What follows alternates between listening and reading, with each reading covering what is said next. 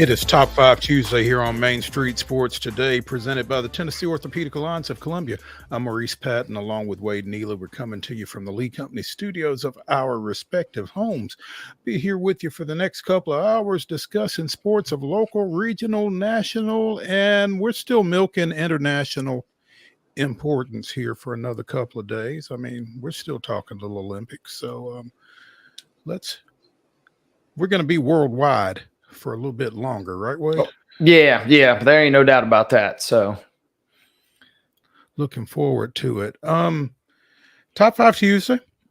Speaking of international, Wade and I will be wrapping up the show with our top 5 Olympic moments. You won't want to miss that. I feel like there will be some pretty good ones in there, and I feel like they won't all be competition related, probably. So just bear that in mind. But yeah, top 5 Olympic moments from the 2024 Olympics will be the top 5, brought to you by Mid-South 5 Fitness. So stick around to the end of the show for that.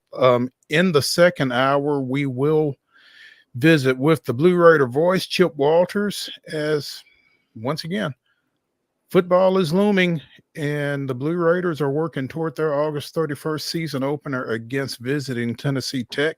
I'm sure Chip will have some insight into what Derek Mason and the Blue Raiders are working on there and other happenings on and around campus. So looking forward to that.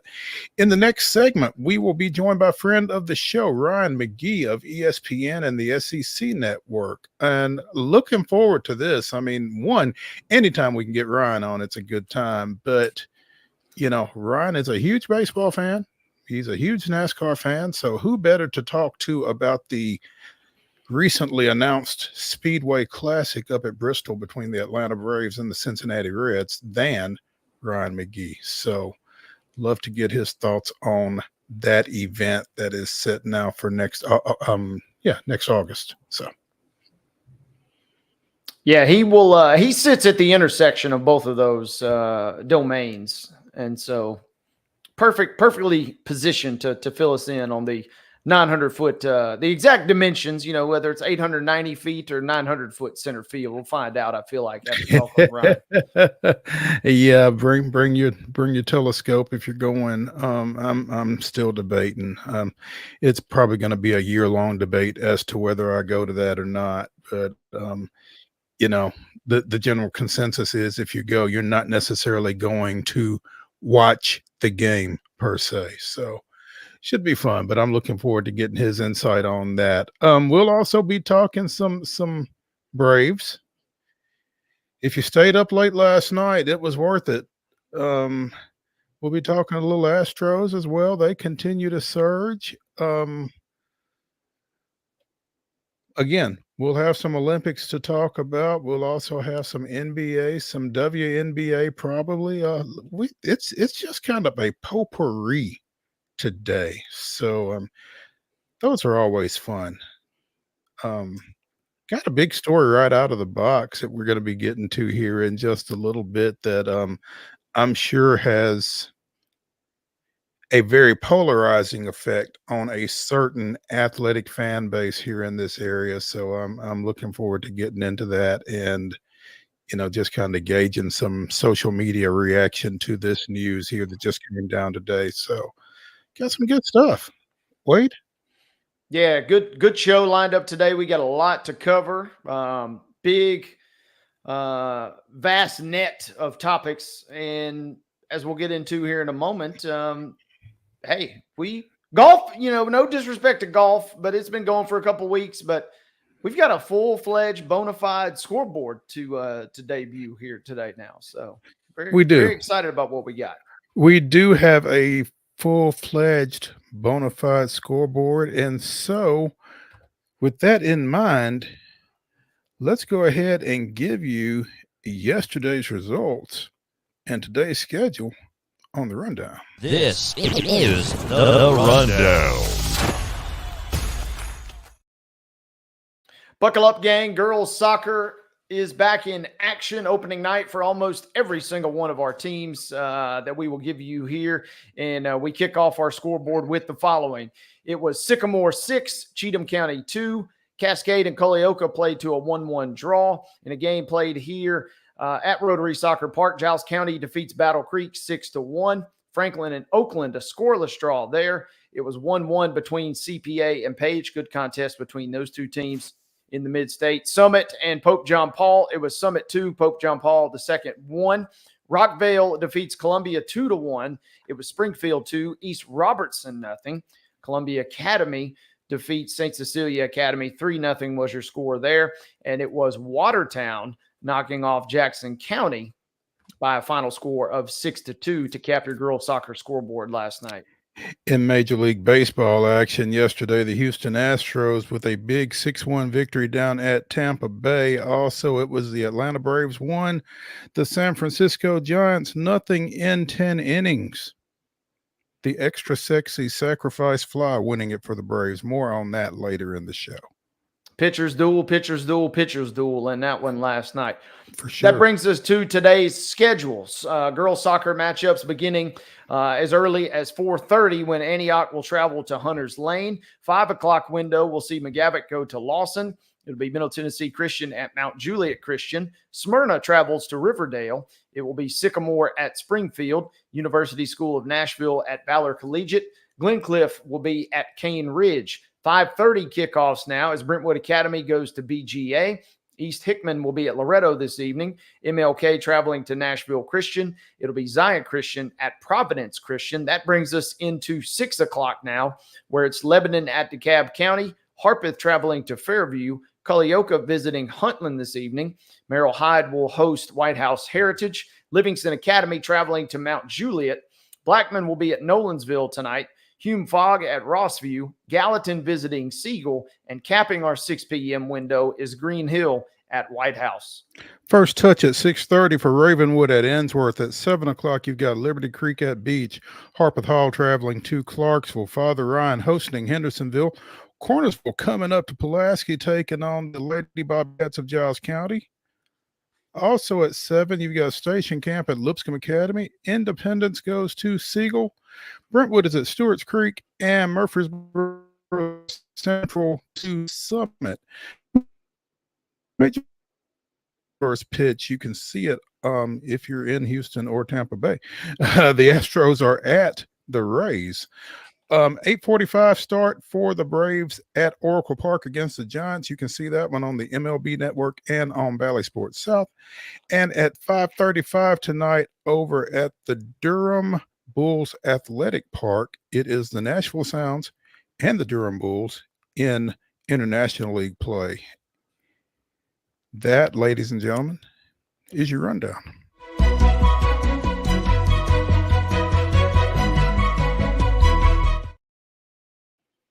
Your top story brought to you, as always, by Piggly Wiggly and Neely's Mill in Columbia. Be sure and check out their delicious daily deli lunch items available until 6 o'clock. Also, their hand-cut meats, and everything is cost plus 10% at the cash register. Piggly Wiggly, Neely's Mill, Columbia, bringing you our top story, and it's a doozy.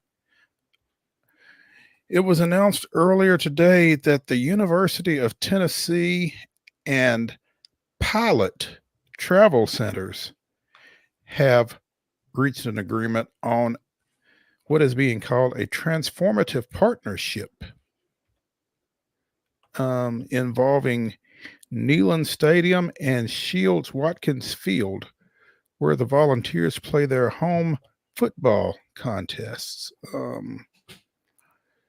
Basically, Pilot has purchased the naming rights to Neyland Stadium, but the name will remain unchanged. So it's not like Food City Center at Thompson Bowling Arena or anything like that. It will actually continue to be Neyland Stadium, and it will continue to be Shields Watkins Field.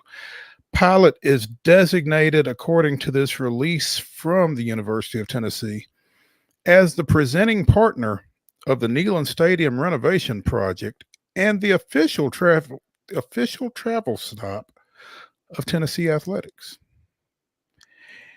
As we navigate the changing landscape of college athletics, we are dedicated to building the best athletics department in the country. Because we were committed to preserving the name of Neyland Stadium, finding a partner who shared this vision was essential. With deep roots here in Knoxville, Pilot recognizes the significance of Neyland and the importance of tradition to our fans and the university. Our focus continues to preserve and honor our storied past while modernizing to ensure we lead the way in college sports. So says Danny White, athletics director at the University of Tennessee. So, Neyland Stadium, home of the Vols, proudly preserved by Pilot. Wade, do you see yourself working that into any leads at any point? Probably not. And that's the key thing that I think keeps the Vols fans pretty okay with this, is the fact you preserved the name in such a way that you kind of did. Seems like a natural partnership. I mean, there was a lot of Pilot logos and imagery, all throughout the campus, and being based out of Knoxville seems like a natural fit. But yeah, the fact that it's still referred to essentially as Neyland Stadium, that's the big win, I think, for a lot of the traditionalists and a lot of the fans that don't want to see the super commercialization of college football, at least. So this feels like about as good of a situation as you could really land if you're Danny White or you're Tennessee, in my mind. Yeah. The agreement is slated for up to 20 years and could extend further. So, that's a heck of a commitment for Pilot, obviously. But again, like you said, them being a Knoxville tradition, Jim Haslam, who was instrumental in the foundation of that organization, being a member of the 51 national championship team. I mean, it's pretty much a natural. Neyland Stadium is one of the most iconic sporting venues in the world, and UT is a significant part of making Knoxville a special place that Pilot is proud to call home. Pilot CEO Adam Wright says, "Through this partnership, we will preserve the legacy of Neyland while also investing in its future to create exceptional experiences for generations to come. We look forward to seeing you out here as we cheer on the Vols in Neyland." There will be new signage featuring a return of the iconic home of the Vols on the east side of Neyland Stadium, along with Pilot's logo. Pilot's branding will also be on each side of the field and in sponsored content with UT Athletics and with the Vol Network. So Pilot will be even more heavily involved in the branding in and around the University of Tennessee athletics. Pilot employs over 2,500 team members in the greater Knoxville area and has a long-standing relationship with the University of Tennessee. Yeah, that's a slight understatement. So yeah, it'll be interesting to see, what form that takes and just how, for lack of a better word, how invasive that Pilot logo gets to be in, Tennessee athletics here over the next while. It does not say, I don't see any monetary value mentioned here, but if they are involved in if they are the presenting partner of the renovation project, then I guess that would be quite a significant stroke of a check there. So yeah, certainly feels like it's a little more than Pitbull shelled out, for his naming rights. So the cool thing is too is that they really are putting some muscle behind renovating that stadium, because it was not decrepit, I wouldn't say, but there were a lot of things that were certainly outdated at that place, and they've done a great job just in the last few years of kind of already bringing those along. This seems like this is kind of the next step to really do it. They're going to have, some Pilot stands kind of built in, which is kind of the next wave of peer-to-peer or customer transactions there in the stadium. You kind of have a miniature gas station to be able to walk into, which could help with some of your other concession lines. So seems like a natural fit. The cool thing is you kind of, like I said, appease some of the old school fans who didn't want to sell out, and have Zaxby's Stadium or insert company here, RB Stadium. It feels like about as solid of a partnership as you could realistically get. And good news is you keep it with Pilot. Bucky's breathing down their neck, but Pilot was able to secure the deal here and keep everybody in East Tennessee happy. So that's good. Absolutely. And there was a lot of reference on social media channels about the Bucky's that's over there in Sevierville and the one that's down at Crab Orchard, I guess, as you approach from the west.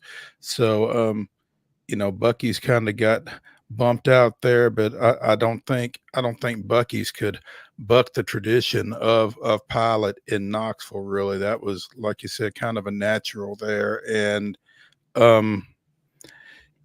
again, you're able to preserve the Neyland Stadium portion of this as opposed to First Bank Stadium or Liberty Stadium or whatever else it is that you're dealing with. So that's certainly a win on the part of the University of Tennessee's athletics department, I think, when you're able to preserve that tradition and that history right there and still manage to get the check written. So definitely a win-win for the University of Tennessee athletics department there with this partnership with Pilot. And like you said, you go to some of these stadiums now, First Horizon, like you said, kind of has that mini convenience store in a couple of spots. I've seen it at Truist Park with the Braves, different things like that. So I'm sure that there will be situations like that as Neyland is renovated that will get Pilot more involved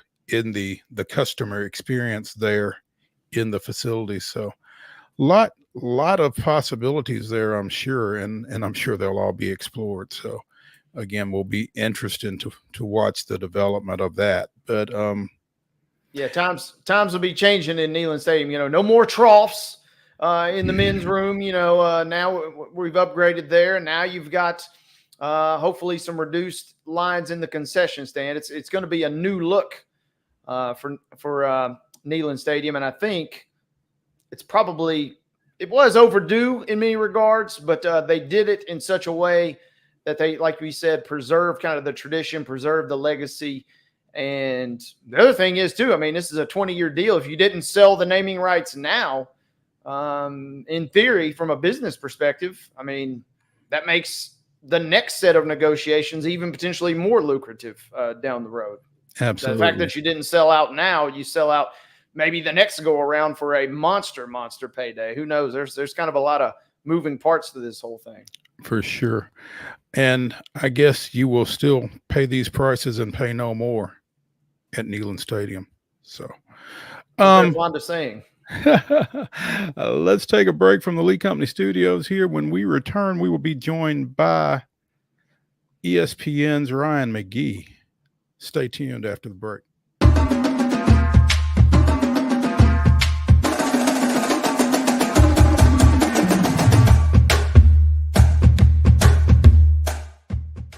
Whether you're an athlete or a weekend warrior, when it comes to your performance, don't settle for anything less than excellence. We're proud to announce that Mid-Tennessee Bone and Joint Clinic is now Tennessee Orthopedic Alliance of Columbia, where we are redefining sports medicine and orthopedics. Tennessee Orthopedic Alliance's team of expert sports medicine physicians understands the unique demands of your body. TOA Columbia specializes in personalized orthopedic care, offering state-of-the-art treatments for everything from sports injuries to joint replacements. Learn more at toacolumbia.com. He shoots, and he scores!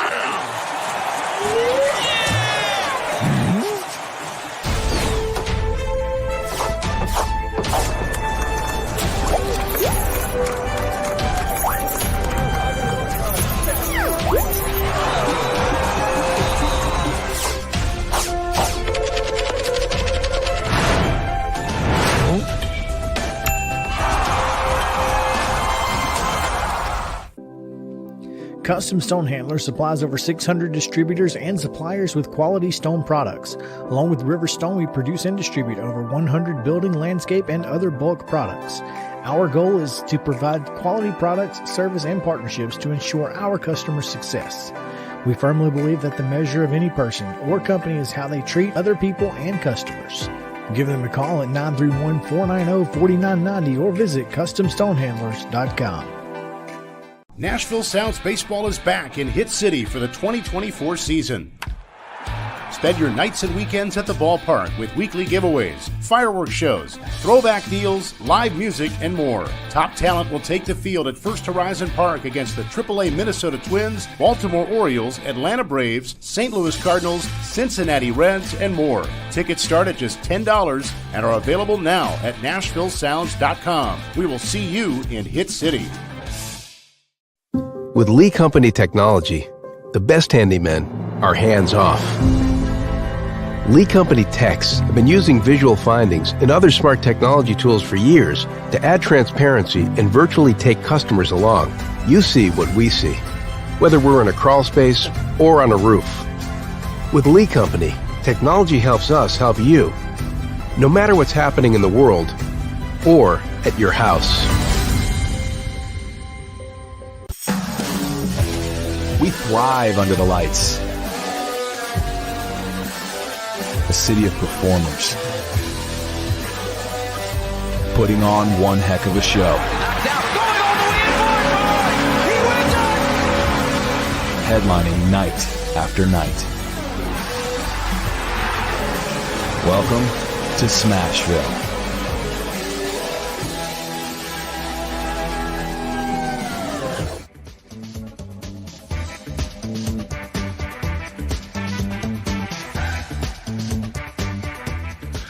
It is Top Tuesday here on Main Street Sports Today, presented by the Tennessee Orthopedic Alliance of Columbia. I'm Maurice Patton along with Wade Neely, and as we await the arrival of ESPN's Ryan McGee, we'll talk a little more about the Speedway Classic 25 that was officially announced last Friday at Bristol Motor Raceway. We spoke with Heather Williams about it on last week's NASCAR segment on Wednesday. David Wilson and I did, because Wade was out of pocket. But sounds like a really interesting rollout. They had Chipper Jones up there. They had Eric Davis up there. They had a couple of old drivers and had some wrapped vehicles in the respective teams' colors. I mean, it was an event. The announcement was in itself, which I guess that was to be expected. But this is an interesting phenomenon, I guess, for lack of a better word. Yeah, and it is very interesting to me in the sense that we've talked several times about the MLB and their desire to kind of find new locations outside of the United States, whether that's Mexico or Canada, or even internationally outside of North America, as we've seen. So this one kind of comes a little bit out of, left field, because we've had the Rickwood Classic. You've seen the Field of Dreams game a couple times, and it didn't really seem like there was much chatter really at all. This was not kind of like the famous, Battle of Bristol years ago with Tennessee and Virginia Tech. That just felt like a myth, and just felt like something that everybody had talked about and said, man, it would be really cool, or man, I hear this is going to happen one day. It almost just seems like just poof out of nowhere, the MLB just dropped this news on us last week. Yeah. Now, Heather said that Chris Myers of Fox Sports had mentioned it at some point a few months ago, but had no real insight on it. So just kind of mentioned it in passing, threw it out there and kept it rolling. But it started to really come together and gather speed pretty fast last week, heading toward their Friday announcement. And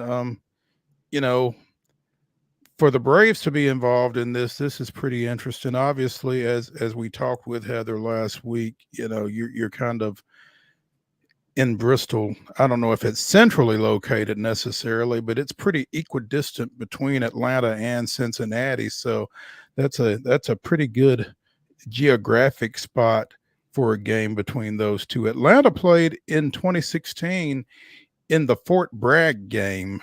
They and the Marlins played in a game, somewhat similar to this over at Fort Bragg in North Carolina. And,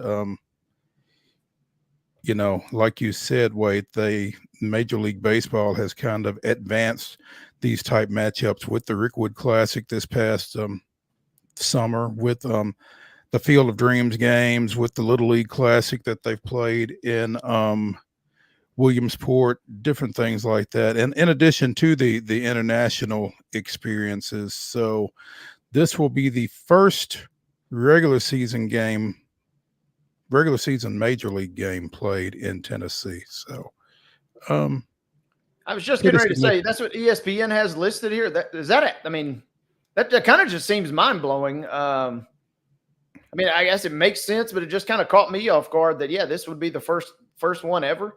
Yeah, I remember when Larry Schmittou owned the Nashville Sounds, and they would have those games at the end of spring training where major league teams would come through town and play a game. But obviously, those were exhibitions; they did not actually count. So this one will. And so, to discuss it a little bit more, well, Mark, did we have Ryan? I thought I saw Ryan, but now I don't see Ryan. Maybe he's at Bristol and his signal got lost. Mark and Ryan are currently on the phone figuring things out. So Rob Manfred in the announcement, Major League Baseball is excited to deliver a special game at Bristol Motor Speedway, a unique setting that sports fans will remember forever. The Reds and Braves form an ideal matchup because of their dynamic talent and the proximity of their markets. We look forward to celebrating our game with a wide array of fans, both on and off the field throughout the weekend, and highlighting the rich traditions of sports, music, and community in Tennessee and across the region. So, much similar to the battle at Bristol between Tennessee and Virginia Tech, Baseball Diamond will be built across the track and infield. It'll be the wrap up of a 3-game series that will begin Thursday, July 1st in Cincinnati. That answers a question for me. So they will play Thursday and Friday in Cincinnati at the Great American Small Park. And then they will head to Bristol for the Saturday matchup there on August 2nd. Sunday will be an open date for both teams and a potential makeup day should there be bad weather. So, it doesn't say how the facility will be configured for baseball from a seating standpoint, but Bristol Motor Speedway features a capacity of nearly 150,000 spectators and has hosted 2 cup races annually since 1961. So,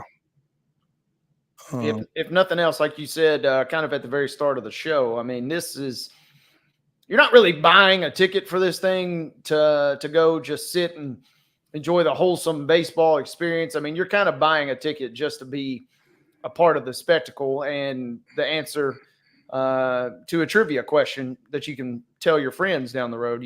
I was part of the largest crowd that ever saw a baseball game. I really do think that's it. 156,990 was the announced attendance for Tennessee, Virginia Tech when they played back in 2016. So, I think that's what you're going for, is to say that you were there and not necessarily to watch the game. Let's go ahead and bring Ryan McGee of ESPN into the conversation. Ryan, what's happening? Boys, I'm headed to the airport. I apologize. I'd be on camera with my smiling face, but I don't want to get pulled over by North Carolina's finest. No, let's not do that. We appreciate you taking the time, but what was your reaction as you were hearing about this and as you continue to hear some of the details of this game between Atlanta and Cincinnati at Bristol next August? Well, I had gotten a tip on Wednesday before the announcement on Friday, and I was trying to get it verified. And my favorite part was I called Jeff Passan, who you guys know is the best of the best when it comes to coverage baseball and works for us at ESPN. And I called Passon and I go, hey, man, I think this is happening. This is what the situation is. And there was this long silence. And he goes, well, will it fit? And I think that's kind of everyone's reaction. Like, how does it? And it's funny because Jeff, I remember Jeff Yachtwin's at Yahoo. They sent him to the Bristol Motor Speedway, and he'd never been there. And I took him down into turn 1 for the green flag, and I pulled his earplugs out right as the field went by, just to scare him to death. But it's really interesting. And I was in LA over the weekend. In fact, when the announcement was officially made on Friday, I was out in Los Angeles, and actually we flew right over the LA Coliseum. And I thought about the fact that, when the Dodgers moved from Brooklyn out to LA, Dodger Stadium wasn't ready yet. And so the Dodgers did, they played baseball at the LA Coliseum. And this is all a reminder of how massive Bristol Motor Speedway is. I think we kind of take for granted, we think about it's small compared to Talladega and Daytona and, Charlotte and wherever else, even Nashville, Super Speedway. But in the end of the day, it's so giant. And I heard you talk about that Tennessee Virginia Tech football game. I remember warning all of my football guys. Now listen, do not wait until there's 2 minutes to go in the fourth quarter before you come down to the sideline, because you won't make it. Oh, no. And they all missed the press conference because it's so much bigger than you think it's going to be. And so, yeah, I'm excited about it. That's funny. Funny in a glad it wasn't me kind of way. But yeah. We were saying you're not necessarily going to this game, Ryan, to get your scorebook out and eat popcorn and watch the game. You're kind of going for the spectacle that is a baseball game at a racetrack. Is that fair to say? Oh yeah. I mean, it to me, it's like, I mean, that battle at Bristol was one of the most incredible things I've ever seen. But to say that all of the sight lines were great would be an exaggeration, right? So I think you're exactly right. It's no different than, I wasn't there, but a few years ago, Marty Smith went out to San Diego and covered a college basketball game on the deck of an aircraft carrier. Mm-hmm. And it made no sense, right? The wind was blowing the ball around and the deck was slick and everything, but it was awesome. So when you go to these things, it's kind of like going to see a NASCAR in the streets of Chicago or seeing IndyCar in the streets of Nashville. There's just certain things you sacrifice to be able to say that you saw something that no one else has seen. So yeah, if you're going to this game and expecting it to be your typical national pastime, you're right, keeping score and, settling in and hanging out, that's what the other 150, 70 odd games are for. This is going to be something new. And it's no different than going to the Field of Dreams game out in Iowa, which was incredible, but I don't think was super comfortable. And even what they did with Rickwood Field earlier this year, which was amazing. But I mean, you guys have been to Rickwood. It needed work and it got some work, but it's still, it's just, you sacrifice the comfort and the eating the popcorn and the peanuts to be able to say, man, I'm there. And my plan is to be there. Yeah, Ryan, so I'm curious. Yeah. Go ahead, Mo. I was just going to ask, you going, Ryan? Yeah, I mean, if I can convince work to send me, it's a little close to football. That's only, I saw the date. I'm like, man, August is tough, but my goal is to make it there because I have seen the World of Outlaws at Bristol on the dirt. I've seen the Cup Series on the dirt. I've seen a football game there. I've seen Christmas lights there. I've seen about everything you can see at Bristol Motor Speedway. So if they play baseball, I feel like I need to be there. And that's what I'm curious too, Ryan. And we just talked about in our opening segment about the partnership now with Pilot and Neyland Stadium. And sometimes these deals facilitate new toys or new amenities to the stadium. I'm just curious, what does this thing actually look like in terms of ballpark dynamics in your mind, whether or whether just your guess, I guess, at this point? Well, we had Jerry Caldwell on Marty McGee Saturday, and I think most of our questions were about that. And so, there's definitely, for folks that don't know, the infield of the racetrack is built on a slope.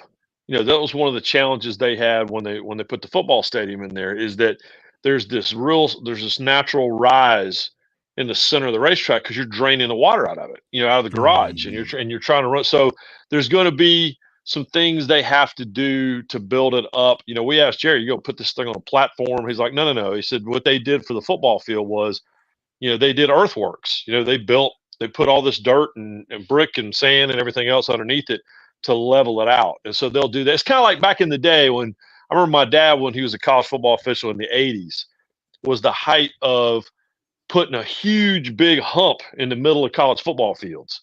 And I remember I would be on one sideline and my dad would be on the other sideline. I'd barely see the top of his head because those fields were so sloped back then. And so it's kind of like that in the infield at Bristol. But the plan is to they're going to build some grandstands like on the banking to get you close to the field, and they're going to level out that thing. So it's going to take a lot. The good news for them is the Cup Series schedule for 2025 has not been released yet, but I believe the Bristol Night Race is going to be later in the year than it has been in the past. So that'll buy, in the past, that thing was run in the middle of August, late August. So they wouldn't have time to turn it around. And this year or next year, they'll be able to do that. Yeah. So the calendar is conducive to both this event and NASCAR from that end, it sounds like. Yep. Yeah. And that's the biggest challenge for them is turning the thing around. When they did the football game, they only had, I think, a couple of weeks after the Bristol Night Race because that was like a week 2, week 3 game. And so they ran the Bristol Night Race, and 2 weeks later, there was a football field sitting out there. So the turnaround as far as getting it out of there in time for the race will not be that tight, which is, I think, the one thing that allowed them to say yes to it. Ryan McGee of ESPN and the SEC Network joining us here on Main Street Sports Today, presented by the Tennessee Orthopedic Alliance of Columbia. Ryan, here's a $64 million question. What are tickets going to look like? I have no idea. I just hope they do tickets. I mean, I sound like such an old man, but I have boxes of ticket stubs, right? In fact, I was out in LA, and my wife and daughter, when I was there to do D23, which is the big Disney, fan event, and it was awesome. Star Wars and Marvel and ESPN, college football, and the whole thing. And the cool thing was they had an actual ticket. It drives me crazy when we go to events now and you can't get a ticket for everything. But I don't know. I have no idea how much it's going to cost. In theory, because there's going to be more than 100,000 people in there, it would be cheaper, but I'm smart enough. I'm smarter than that. I mean, they're going right. And man, and what they've always said. Jared Caldwell's always said this, and Marcus Smith has always said this. The president of the corporation that owns the racetrack, which is, Virginia Tech and Tennessee were the perfect opponents for that game, and to me, the Reds and the Braves are the perfect opponents for that game. You got to have the right teams in there. And so having the Braves there is great.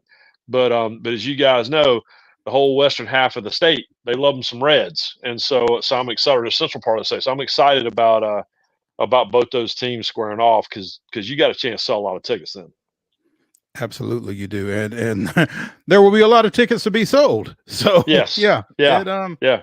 Somebody's going to make a lot of money, and hopefully they realize that and set a price point that's reflective thereof. So Ryan, we can't let you go without asking you about some college football. As you said, it's right around the corner, and Wade is a huge Michigan man.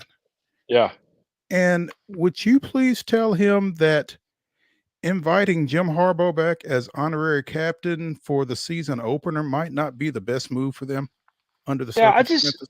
I just don't get. I mean, I understand, but if you're operating in a vacuum, sure. But at the end of the day, the NCAA still exists, and there will still be rulings, and there will still be penalties, and there will still be all these things. And so, to have him back, then just. I think that when all this is said and done, whatever happens or doesn't happen when it comes to penalties and vacated wins or whatever else, I think Michigan's going to look back and wish they'd handled this a little differently. Because what have we learned down in Knoxville, which is if you are nice and you play ball and you cooperate, then you can. Lessen whatever the blow is. If you keep thumbing your nose at them, and that's exactly what's going on, if you add that to what Harbaugh continues to say, then I don't get it. I don't understand. I mean, you won the national championship, so just own that and roll with it. And I wrote the column that night. When we were at the national championship game, the chip on their shoulder is what got them over the top. Why you continue to carry that chip after the business is done, I have no idea. But it's just history will tell you that this doesn't work out very well when you continue to act like this. And but it's fine. Whatever. Do your thing. And but just don't be mad. When the investigators end up spending more time on your campus than you wanted them to because they're mad. So you're not buying that they just, out of the wholesomeness of wanting to celebrate the title, wanted to bring their head coach back. You're not buying that, right? No. Well, I'm not buying it because of everything that's led up to this. Right. I would buy it if Harbaugh had shut the hell up during this whole thing, and if he hadn't whined during his press conference a couple of weeks ago, and I would buy it if the Michigan people and I would say rightfully so were really angry with what all was happening last year. But carrying it, putting it over the top. Don't get mad when people think you're being a jerk, because that's how it comes off. No doubt. Ryan McGee of ESPN and the SEC Network joining us here on Main Street Sports today, talking a little Speedway Classic 25 and obviously a little college football. As we head toward, the first couple of weekends of college football, Ryan, what's biggest on your radar? What are you most looking forward to here right out of the gate? Well, I mean, just getting the games going. I mean, I mentioned I was out in Anaheim for the D23 thing, and we did this thing with Marvel Comics, and they did these really amazing like comic book covers for all the Labor Day Week 1 games that are going to be on ABC and ESPN, and it got me so fired up because first of all, y'all know I'm a comic book guy, but second of all, there's so many good games. I mean, that's the thing. Marty and I will be down at we'll be going down to Gainesville Labor Day weekend. I don't know who we made mad to send us down there because it's going to be 150 degrees. But they've got Miami coming in, and they've not played him forever. And Miami thinks they have a chance to win the ACC. And obviously, Billy Napier is going to be fighting for his job this year, I think, down at Florida. So I'm just excited to get it going. I tell you something that I don't believe people are talking about enough. And shameless plug on SEC Network tonight, and they started last night. Marty and I have our Talking Season specials that are airing 7 o'clock Central tonight. But one of the topics that we talk to all these coaches about is in this new SEC era of no divisions and a 12-team playoff. Have you seen these schedules? Like, we've talked about Oklahoma's schedule. We've talked about all this, but Georgia's schedule is awful. Like, I believe they're the number 1 team in the country, and I don't even think it's close. But I'm going to be shocked if they can finish the regular season undefeated, because that schedule, the way it is stacked, it's not just about the opponents. It's when they're playing certain opponents at certain times. And they've got a couple of runs there of 3 and 4 games in a row. I mean, even with buys that are just going to be awful. So I understand we're in a 12-team playoff, and I understand they're probably going to make it regardless. But the world is going to be shocked, but they shouldn't be if we roll into November and Georgia's got like a couple of losses sitting there, because the schedule's just awful. So we'll see. But I tell you this, if Georgia runs the table on this schedule, then they should get a double bye and just start in the semifinals, because they will have earned it. There you go. Ryan McGee joining us here on Main Street Sports today, presented by the Tennessee Orthopedic Alliance of Columbia. Ryan, be safe on your way to the airport, and we hope to catch up with you again here soon. Hey, Ryan, hold up. No. What's up? Are you going to Dublin next weekend for Florida State and Georgia Tech to kick us off? I am not. Game day's going, and my hope is to have a little something on the show. But no, I think they have learned that Jeremy and Ryan McGee going to Ireland is probably a bad idea, because I might not ever come home. Seemed like a natural fit. That's why I was kind of curious, right? Yeah, no, it's history. I'm talking about bad and good history. History says that McGee loose in Dublin. I used to try to get way too far into my roots, and I barely made my flight home last time, so I probably shouldn't go back this time. Blame it all on his roots, y'all. Yeah. Ryan McGee, we appreciate it. We'll catch up with you. All right, boys. I appreciate it always. Thanks. Thank you, Ryan. All right. When we come back here on Main Street Sports Today, presented by the Tennessee Orthopedic Alliance of Columbia, we'll talk a little bit more Major League Baseball. And Wade and I are both happy today. Stay tuned when we come back to the Lee Company studios after this.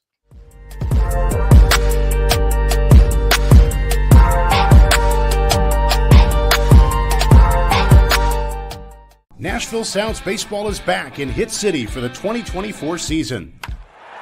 Spend your nights and weekends at the ballpark with weekly giveaways, fireworks shows, throwback deals, live music, and more. Top talent will take the field at First Horizon Park against the AAA Minnesota Twins, Baltimore Orioles, Atlanta Braves, St. Louis Cardinals, Cincinnati Reds, and more. Tickets start at just $10 and are available now at NashvilleSounds.com. We will see you in Hit City.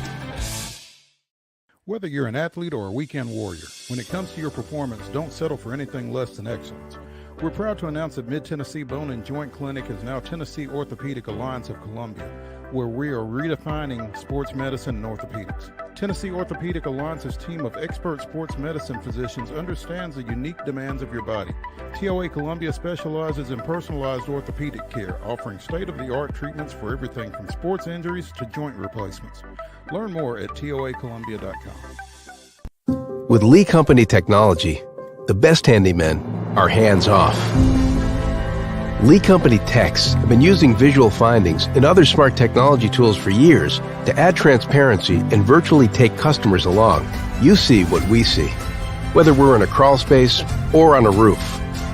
With Lee Company, technology helps us help you, no matter what's happening in the world or at your house.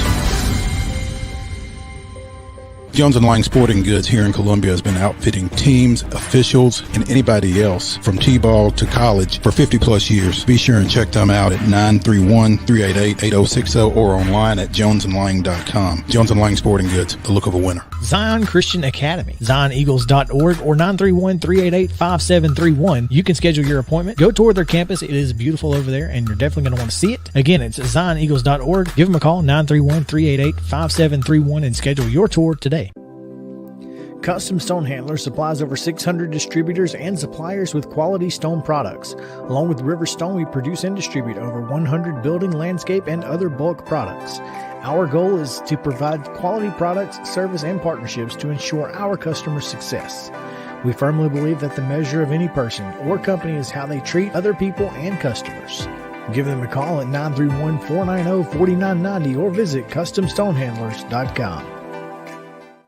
Piggly Wiggly, located in Neely's Mill Shopping Center, is Columbia's locally owned and operated Cost Plus 10 grocery store dedicated to serving the community with low prices and smiling faces. Piggly Wiggly offers fresh, hand-cut meats daily as well as daily hot plate lunches from their deli counter. You're certain to see smiling faces and a helping hand when you're here at Piggly Wiggly. Come by and check out our fresh produce, high-quality meats, and more. Down home, down the street, we'll see you at the Pig.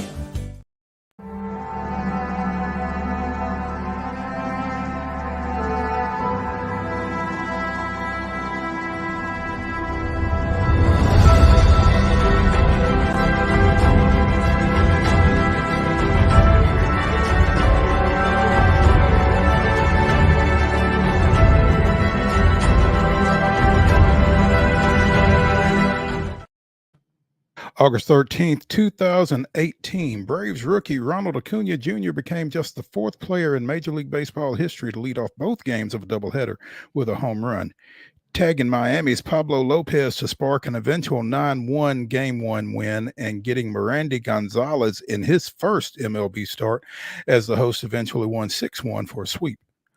Previously, only Hall of Famers Harry Hooper in 1913 and Ricky Henderson in 1993 had accomplished the feat, along with Brady Anderson in 1999. That was this day in Braves history. When you do something that only 3 people have done and 2 of them are Hall of Famers, that ain't bad. Rarefied air. Most definitely. And continuing to send out good thoughts to Ronald Acuna Jr. as he continues to rehab that knee injury, and hopefully we get him back in 2025 back to his standards, because man, we could sure use it. Last night, goodness gracious, if you are into pitchers duels, you had one, because Blake Snell and Chris Sale literally locked horns for 6+ innings. Snell, who threw a threw a no-hitter a couple of starts ago, finished up with 11 strikeouts and 6 1/3 innings before his pitches caught up with him. Chris Sale got through 7 full innings, struck out 12, and made a Gold Glove play on a line drive to end, I think it was the 6th inning, keeping things scoreless there before the Braves finally broke through in the top of the 10th inning with a Sean Murphy single and a Travis d'Arnaud pinch hit sac fly to score Orlando Arcia. It was the only run in a 1-0 10-inning victory. And, for an August 12th game, it just really felt like there was a lot on the line for the Braves in that ball game, coming off the stretch that they were coming off of, the way they lost Sunday out at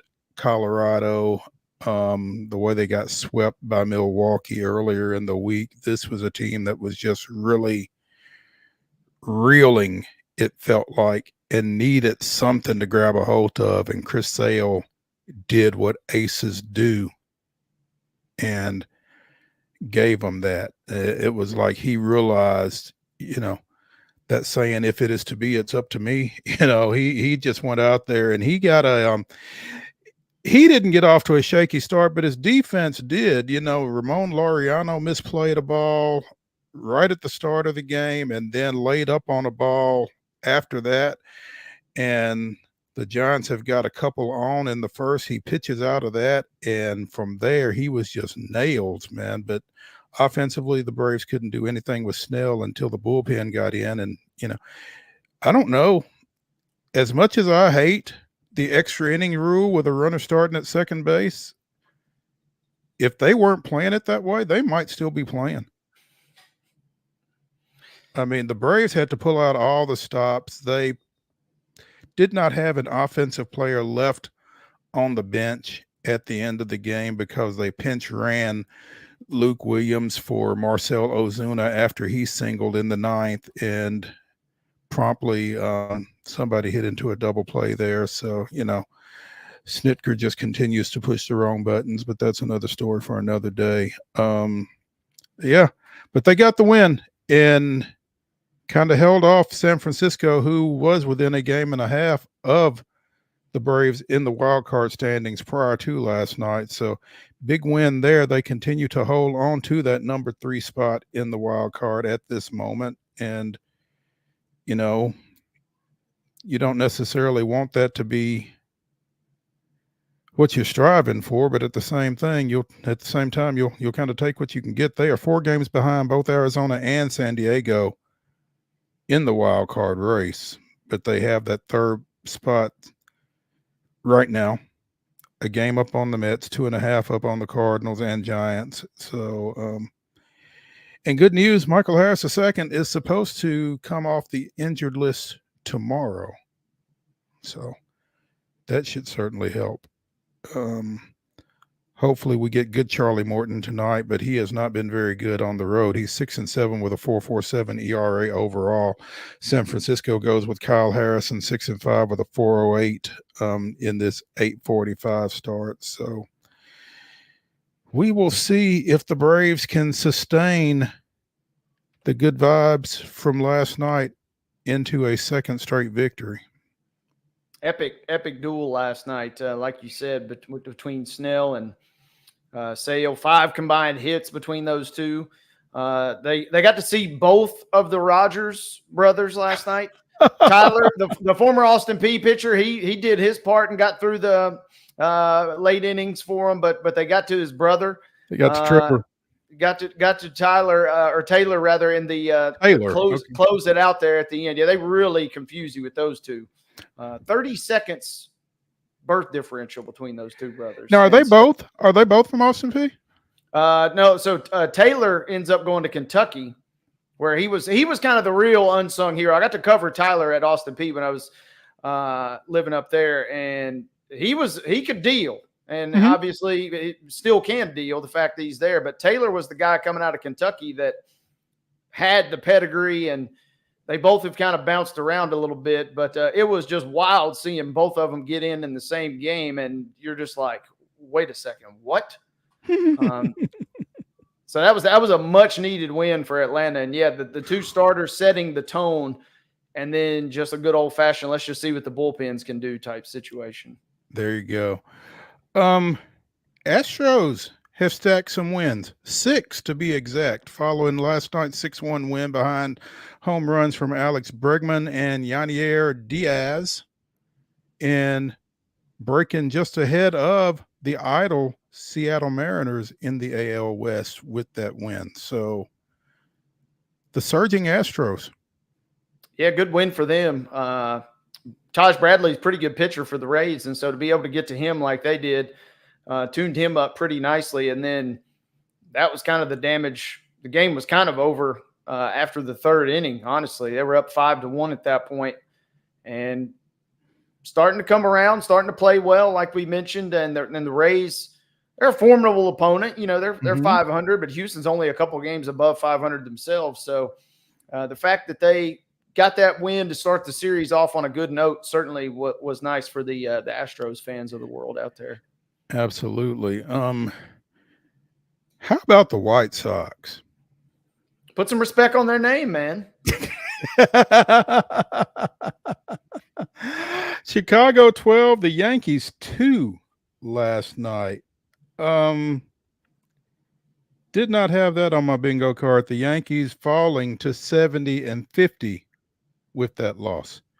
20 games over 500. The White Sox improving to 29-91 with that win. What is that?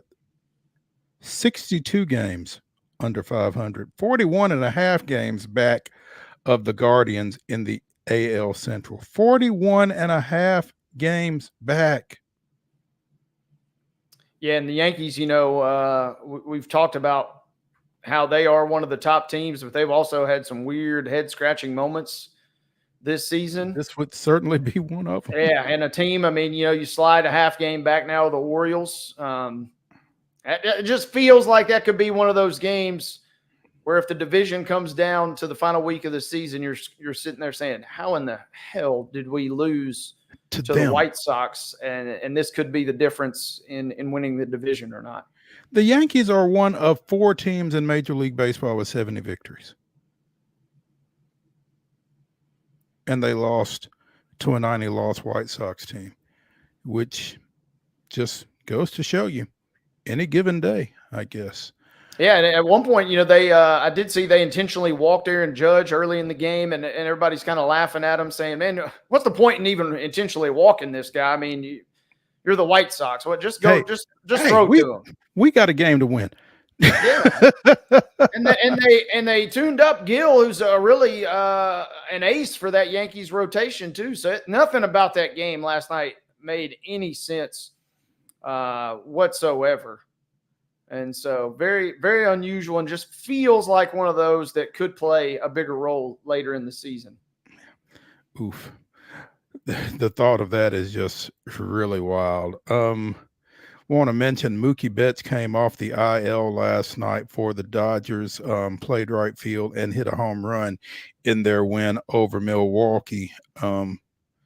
Certainly want to shout out the hometown hero, but I want to mention Will Wagner, rookie infielder for the Toronto Blue Jays, made his major league debut last night and went 3 for 4 with a double, scored a run, drove in a run in Toronto's 4-2 win over the Los Angeles Angels. Will Wagner is the son of former Astros and Braves closer Billy Wagner. And if I needed any further reminder of being old, that's kind of it. Yeah, good debut to say the least. But yeah, that's one that'll kind of make you scratch your head. Hey, real quick, by the way, it should be no surprise that Mookie had a good debut. Number one, because he's Mookie Betts. But number two, I don't know if you saw this. For the second straight year, he's not staying with the team on their trip to Milwaukee. My man, he doesn't do ghosts. And the hotel they're staying at supposedly is haunted. And so he's got his own Airbnb. So maybe the digs away from potentially the spirits is what propelled him to a solid comeback effort last night. You know, maybe they have ghosts, maybe they don't. Marcus Lynn Betts ain't trying to find out. You know, yeah, I don't do ghosts, he says. I don't do ghosts. Will Wagner, again, second baseman, son of former Astro Billy Wagner. You know who was the opening day starter for the Blue Jays at second base? Kevin Biggio. Hey. Son of former Astro standout Craig Biggio. Something in the water in Houston? I don't know. But there's that. Our number one of Top 5 Tuesday has wrapped. When we come back to the Lee Company Studios for hour number 2, we will be joined by the Blue Raider voice, Chip Walters, talking all things MTSU. And in our final segment, Wade and I will bring you our top 5 Olympic moments. So stick around for hour number 2 when we come back right here on Main Street Sports Today.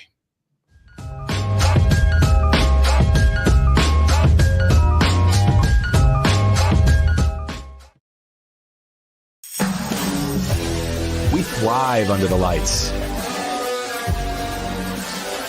A city of performers. Putting on one heck of a show. Headlining night after night. Welcome to Smashville.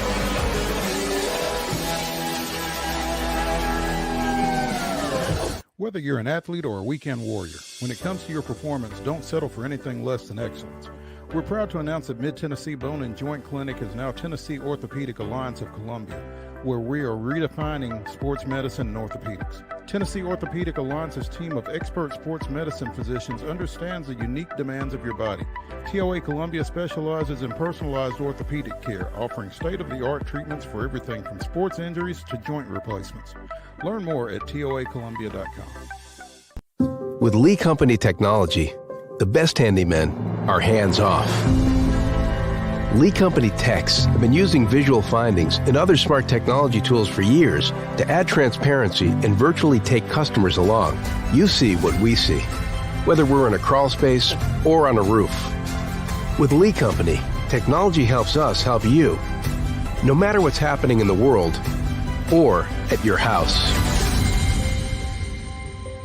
Jones & Lang Sporting Goods here in Columbia has been outfitting teams, officials, and anybody else from T-ball to college for 50 plus years. Be sure and check them out at 931-388-8060 or online at jonesandlang.com. Jones & Lang Sporting Goods, the look of a winner. Zion Christian Academy, zioneagles.org or 931-388-5731. You can schedule your appointment. Go tour their campus. It is beautiful over there, and you're definitely going to want to see it. Again, it's zioneagles.org. Give them a call, 931-388-5731, and schedule your tour today. Piggly Wiggly, located in Neely's Mill Shopping Center, is Columbia's locally owned and operated Cost Plus 10 grocery store dedicated to serving the community with low prices and smiling faces.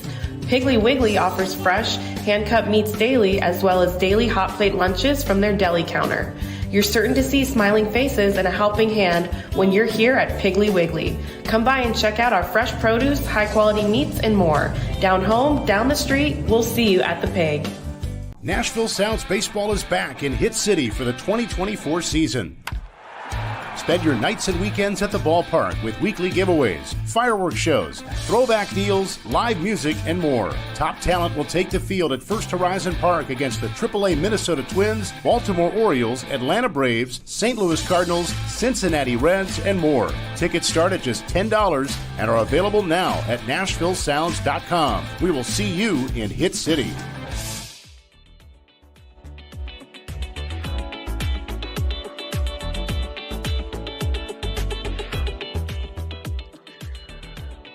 Hour number 2 of Top 5 Tuesday starts right now here on Main Street Sports Today, presented by the Tennessee Orthopedic Alliance of Columbia. I'm Maurice Patton. That's Wade Neely, and neither of us was ready to come back, but we are back, and we are joined by the Blue Raider voice, Chip Walters, live from Murfreesboro. How you doing, What's boys? happening? Doing well, Chip. and yourself? The heat kind of came back today. It was nice for a few days. Well, you know, if you listened to Bree Smith on News Channel 5, you would have known that the heat was coming back. Well, I do, and I do listen to her. I do, and Isn't she something, man? she is. She cracks me up, and you know, I mean, we are lucky that in our market we have some very good weather people, and she is right at the top of the list. Absolutely, she is. Yeah. People give the weather people a hard time, but you know, I can, you know, it's so much more accurate now than it was back in our youth when, you know, you'd send out the weather dog and for your forecast, if the dog came back wet, it's It was raining. raining. If the dog didn't come back, it was windy. So, you know, You're showing your age with the weather dog, Chip. there you go. We did not get you last week. You might be the only person that we did not manage to put a mic in front of while we were over on campus for Blue Raider Football Media Day last Tuesday, and it was a little disappointing, actually. But Well, you and I both were busy with a lot of stuff going on, and I'm sure we talked to a lot of the same folks, but we knew we'd have our opportunity to exchange thoughts today. But you know, this idea of that Mark Owens and his crew came up with, it started last year and has been very successful. You know, having basically a Radio Row type situation at a practice, and you know, and I think for 2 years in a row now, all the national televisions have been there. So, and they have been using a lot of that video and newscast and sportscasts ever since. And it was a day that just got a lot of, you know, put middle football out there as kind of the top story of the day on radio stations, your shows, other, you know, shows like that are such as your own. And, and that's a good thing when, you know, for the program to be, you know, treated in that kind of footing, and the players and all, it kind of, you know, according to Coach Mason, that you know, having all the media around, you know, everybody wants to show out a little bit, and and there was a lot of energy on the field that day for sure.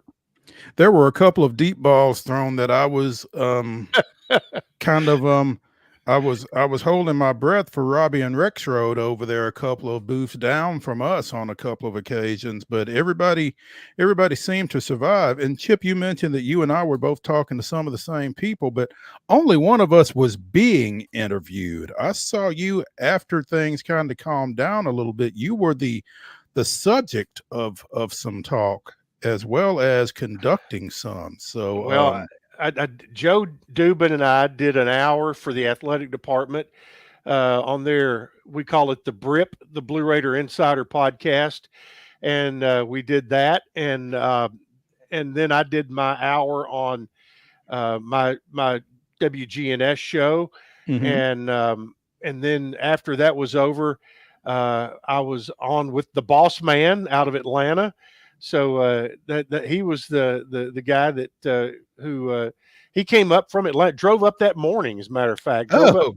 And so he had the early wake up call, got up, did a ton of interviews. Just when I was getting ready to complain about having to be over there for a 7 o'clock practice. Yeah, never mind. He got up and Mark asked me, you know, asked if I could come on with him when I got done, and so we did that. And mine got cut a little short because Coach Mason became available and they did their thing. So everybody got a lot of content, a lot of material that day. The folks at the Blue Raider podcast, the Go Middle guys, they put out some nice content from that week as well. So everybody, I think, got a lot of interviews, and I was really impressed with the players that we talked to. Marve Miles, he was really terrific. And we all know what Nick Vadio's like. Talking to him, and it just doesn't get much better. And you know a lot of the new guys have come in and they're really impressive talkers, and for all of us who deal in talkers, that's always good for us. Absolutely. We were able to visit with Devin Curtis for a little bit, and that was a lot of fun. He and Wade bonded over EA Sports 25, I believe. Wade, have you been able to find Devin yet? I hadn't looked him up just yet. I'm honestly, after talking with him, I'm a little nervous. I mean, all he said was that he's the best on the team and the best on campus right now. And the best in his family, apparently. And the best in his family. So, I mean, I'm not saying I'm ducking him, but I'm kind of politely not seeking a game with young Devin at the moment. Chip, what can you tell us since last Tuesday regarding Mason's bunch? They did have a scrimmage on Saturday morning, and if it's my understanding, they ran about 91 plays and got a lot of, got everybody a lot of reps. Haven't seen a lot of numbers that came out of it, but I do know they have 2 more scrimmages on the schedule, and one will be this coming Saturday, and it may be an evening scrimmage because they wanted to get one more night. They wanted to get a night scrimmage in prior to the Tech game and get a feel for the stadium with the lights on. And they do some walkthroughs and things like that now at night, but to get out there and run plays during a scrimmage will be good. And then they'll have their final scrimmage will be on August 24th, which is also Fan Day. And so that one will probably be in the morning, get that over with, go back, freshen up, come back for Fan Day that afternoon for all the players.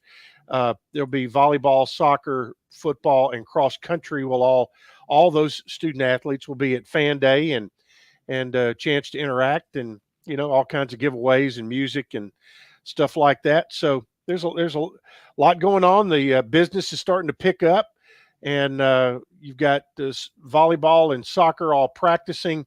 You have obviously the cross country team starting to come back and get ready because their season will start pretty quickly.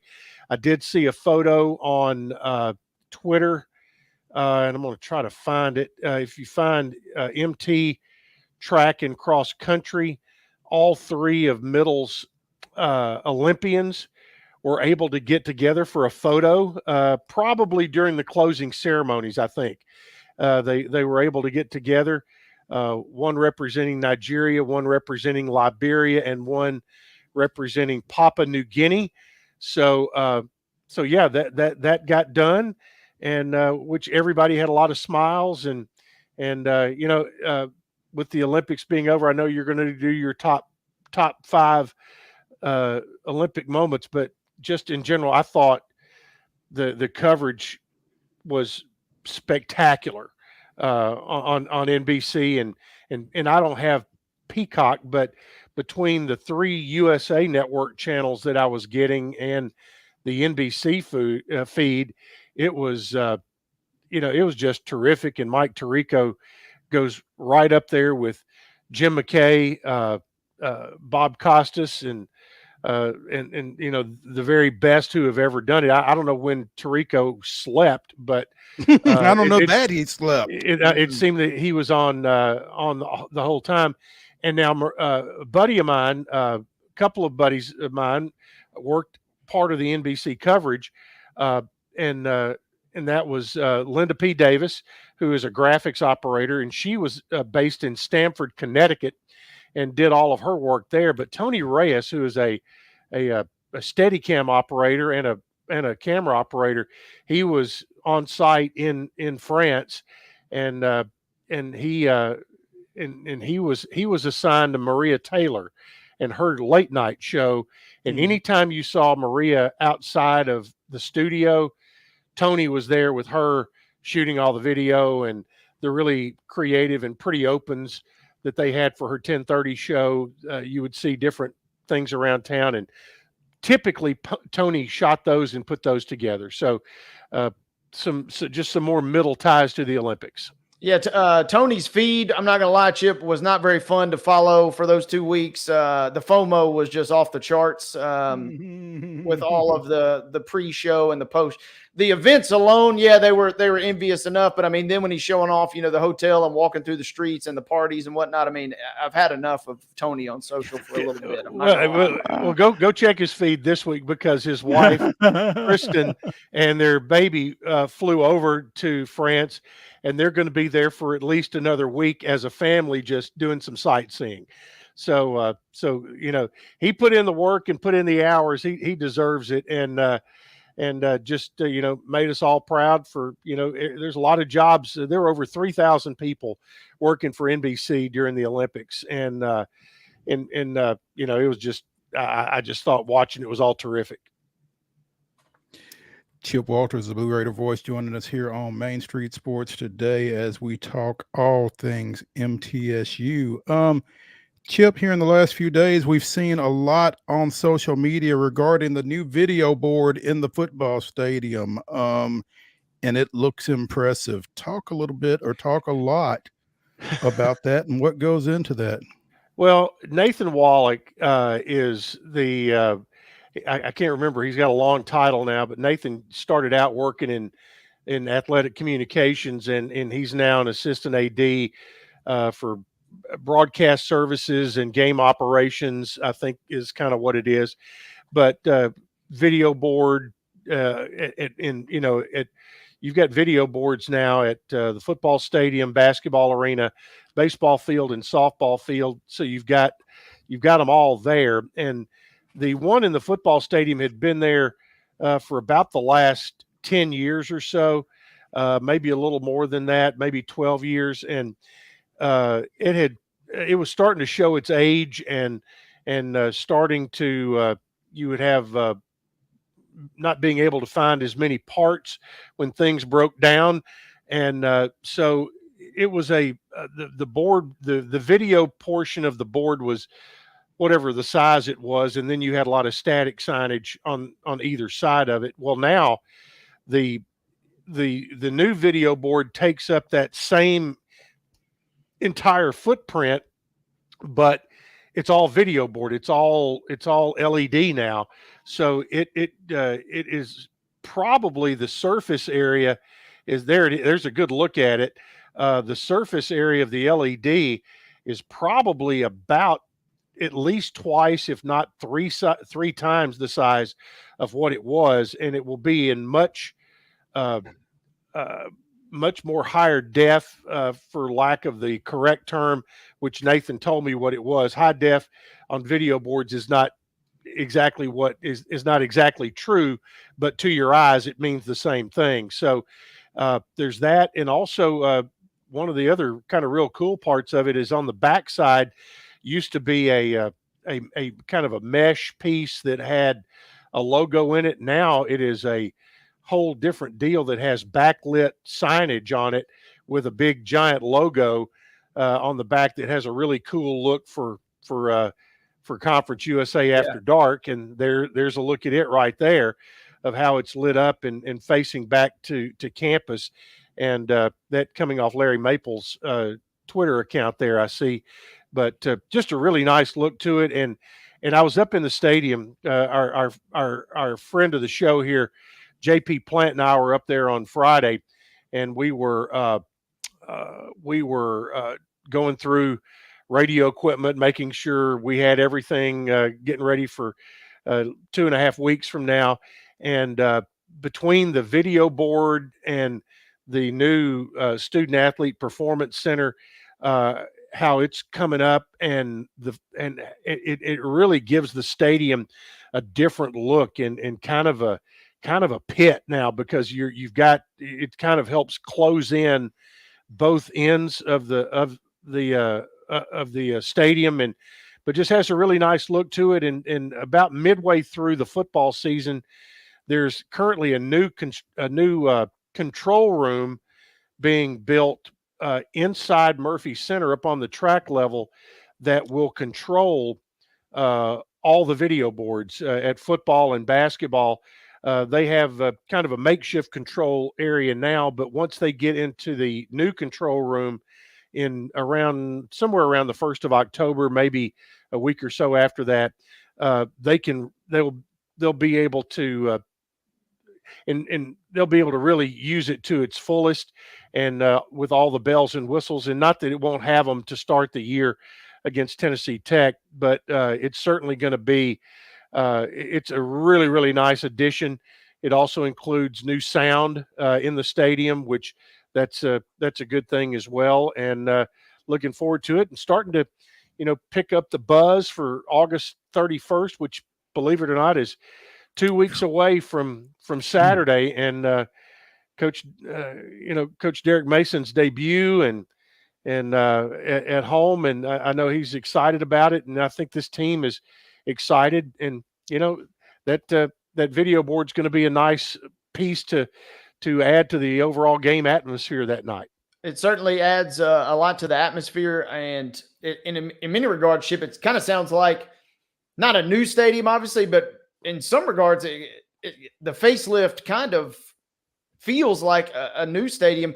I am curious too, what emphasis or what new wrinkles can we offer to the students that are going to be attending the game? Because I do know that's always a constant battle, and especially with a new staff and a new regime, it feels like this is a chance to really show some love and kind of maybe get that student involvement back again. Well, I know that I saw, number one, if you go through the streets of Murfreesboro right now, there's some gigantic 5x5 signs that are out there, promoting, the new season and the new era in Blue Raider football. All of that is out there now for students. One of the things, they are doing a complete makeover of the pregame tailgating in Walnut Grove, and it's going to include live music on a band stage every week. Matter of fact, I was with Beverly Keel, the dean of media and entertainment, and she's booking all the bands. And you talk about a lady that's connected. She's connected, and her goal every weekend is to have a band out there that has MTSU connections. So they're which is and so the whole party atmosphere is going to be reborn and reimagined out in Walnut Grove. And I know on the 31st, it's all going to start at noon with a 6 o'clock kickoff. So there's going to be plenty of activity going on out there, and there's going to be a lot of food trucks out there. So whether you like to come pitch your own tent and bring your grills and all that, you're still going to be able to do all that. But they're going to have the food trucks available and all that, so you can just show up and maybe with just a chair or whatever, or if you just want to roam around, you can park and get. There's going to be food available, so you don't have to go through all that if you don't want to. Some people love that. Some people want to come and be social and cruise around and do all that. So I think it's going to, the level of activity is going to pick up dramatically over there, and in the Grove area, and that's and so I think the details, you'll probably start seeing a lot more of that come out. I mean, what bands are going to be playing, what time they'll get started and cranked up, and other activities for students. But there's going to be there's a lot of areas, and I saw a post by Chelsea Floyd. Can't remember which platform she was on, but it was a campus map that had a lot of markings on it, and I think what that was a map where weekly updated signage on home game weeks was going to be where all that signage was going to be strategically put throughout campus, because they never, and I've been in her position before as marketing director, and you hear, well, I didn't know there was a game. They're going to make sure that is not an excuse, that no matter where you are on campus, you're coming to campus for class and live off campus, or if you live on campus, you're going to know of when the There's a home game. games are.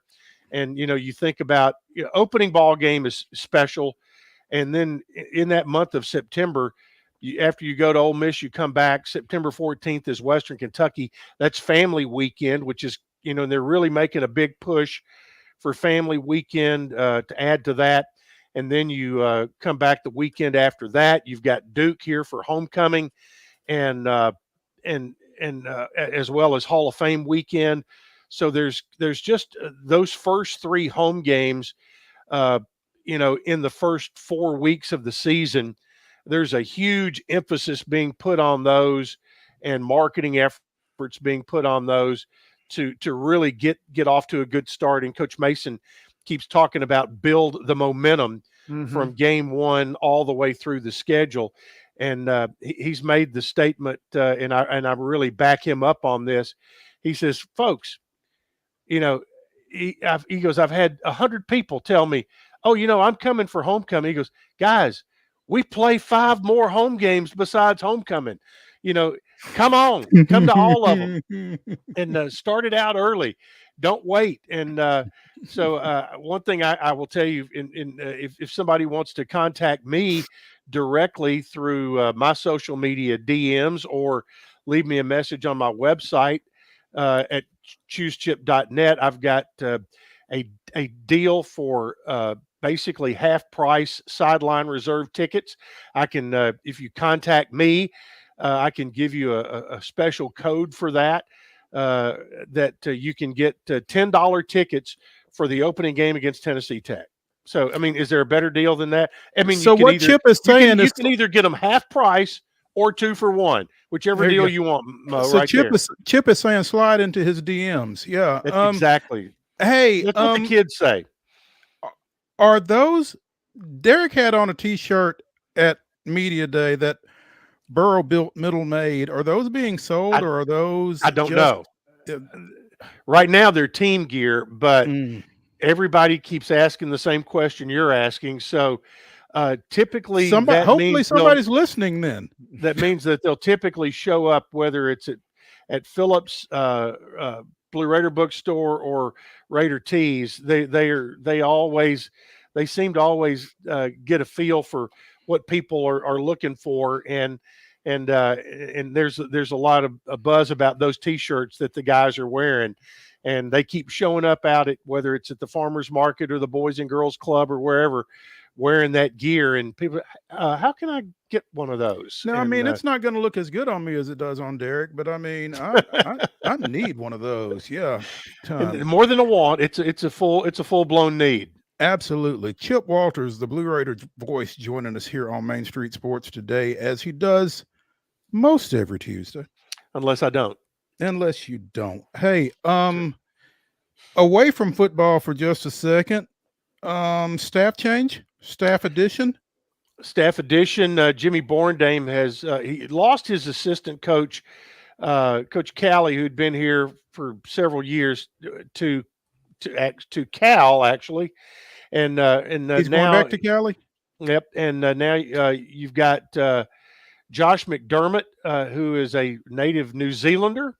He has been a GA for Belmont the last 2 years, and also served as interim head coach for a little bit this spring at Belmont.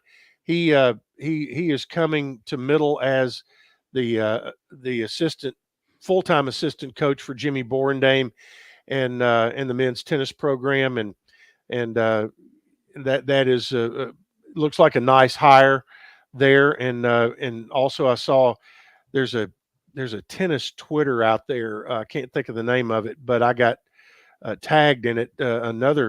Looks like another outstanding player that's international player that's coming, that was ranked in the top 200 in the world. That'll be coming to Middle. So that looking forward to that.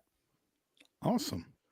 A lot of good stuff going on over at MTSU. Not that we are surprised, but be sure and check it out. And again, that Derek Mason debut, that Blue Raider opener, August 31st against Tennessee Tech. If you're interested in some discounted tickets, again, Slide into Chip my DMs. There we go. Slide into Chip's DMs.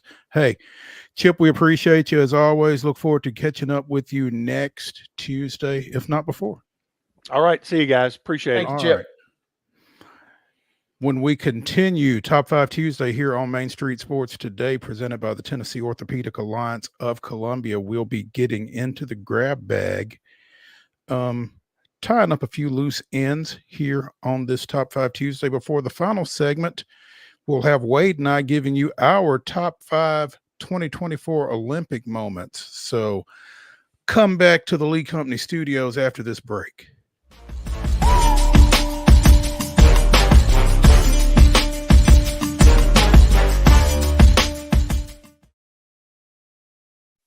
With Lee Company technology, the best handymen are hands-off. Lee Company techs have been using visual findings and other smart technology tools for years to add transparency and virtually take customers along. You see what we see, whether we're in a crawl space or on a roof. With Lee Company, technology helps us help you, no matter what's happening in the world or at your house. Piggly Wiggly, located in Neely's Mill Shopping Center, is Columbia's locally owned and operated Cost Plus 10 grocery store dedicated to serving the community with low prices and smiling faces. Piggly Wiggly offers fresh, hand-cut meats daily as well as daily hot plate lunches from their deli counter. You're certain to see smiling faces and a helping hand when you're here at Piggly Wiggly. Come by and check out our fresh produce, high-quality meats, and more. Down home, down the street, we'll see you at the Pig. Whether you're an athlete or a weekend warrior, when it comes to your performance, don't settle for anything less than excellence. We're proud to announce that Mid-Tennessee Bone and Joint Clinic is now Tennessee Orthopedic Alliance of Columbia, where we are redefining sports medicine and orthopedics. Tennessee Orthopedic Alliance's team of expert sports medicine physicians understands the unique demands of your body. TOA Columbia specializes in personalized orthopedic care, offering state-of-the-art treatments for everything from sports injuries to joint replacements. Learn more at toacolumbia.com. Custom Stone Handler supplies over 600 distributors and suppliers with quality stone products. Along with River Stone, we produce and distribute over 100 building, landscape, and other bulk products. Our goal is to provide quality products, service, and partnerships to ensure our customers' success. We firmly believe that the measure of any person or company is how they treat other people and customers. Give them a call at 931-490-4990 or visit CustomStonehandlers.com.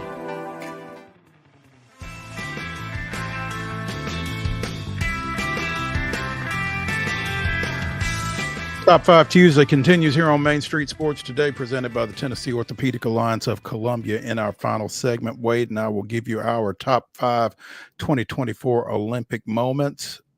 Right now, though, we're going into the grab bag, and there will be some Olympics discussed here, including the fact that the women's basketball gold medal game Sunday morning between USA and France drew nearly 8 million viewers. Peaked at almost 11 million viewers. So again, for those that were talking about growing the game and opportunities to do so that were perhaps being missed, I don't know. I think they did a pretty good job. Yeah, top to bottom, this Olympics was off the charts. And whether it was everybody missing the full shebang from 2020 that was held in 21, NBC revamped their coverage. The extended opportunities via Peacock were just out of this world. Gold Zone we've talked about. I mean, by and large, the time difference was manageable enough. I think that everybody really got a chance to enjoy things.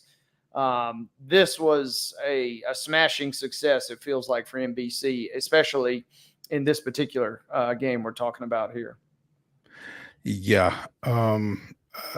Again, I think I paid more attention to those Olympics than I had any before, and I'm not real sure why. Maybe it was Flavor Flav and Snoop. I'm not sure, but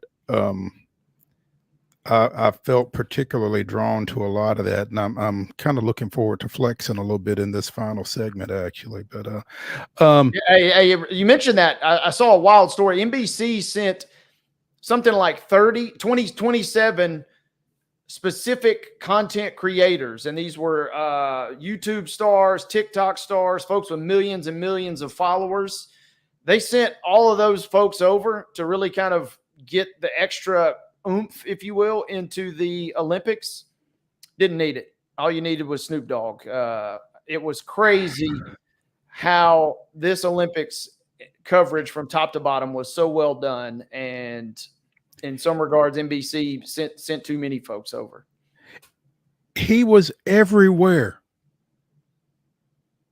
And I don't know how big the bag was. It probably wasn't enough, to be honest. It probably wasn't enough, man. But, I will tell you this, though. He wasn't going about it like a guy who was working for a check.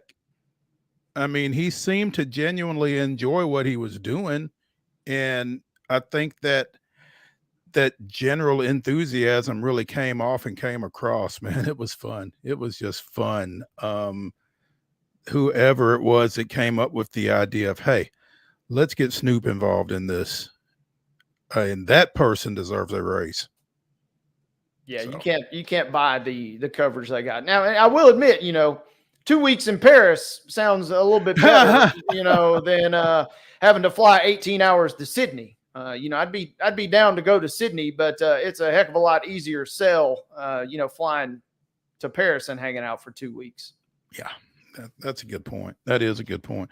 You mentioned Snoop, and really, I don't know that you can mention Snoop without mentioning Flav.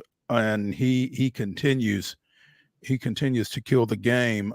This whole situation with Jordan Childs, the gymnast who won bronze and had it challenged and has had it revoked and all this other stuff. Well, Flav said, I got you.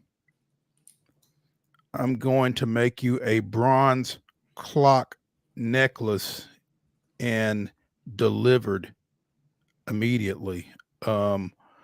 Mark, I don't know if you can click on that link and show it or not, but several bronze rhinestones inside and outside the clock, and a bronze colored hands set at the 12 o'clock mark, hanging off a white string.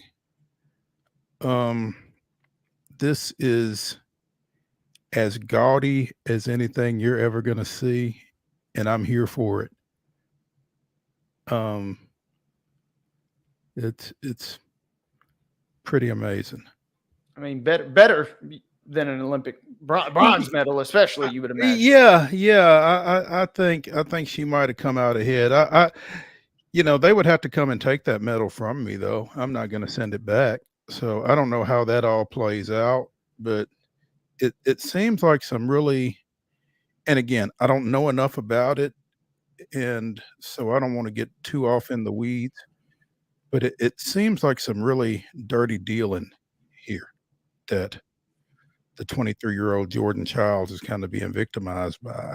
I'm hoping we can get somebody that can shed a little bit more light on this for us at some point, but USA Gymnastics sounds as though they are continuing to fight this ruling and these rulings and try to hang on to the bronze medal for Jordan Childs. But regardless, she's going to have a bronze clock necklace courtesy of Flavor Flav. So good for her.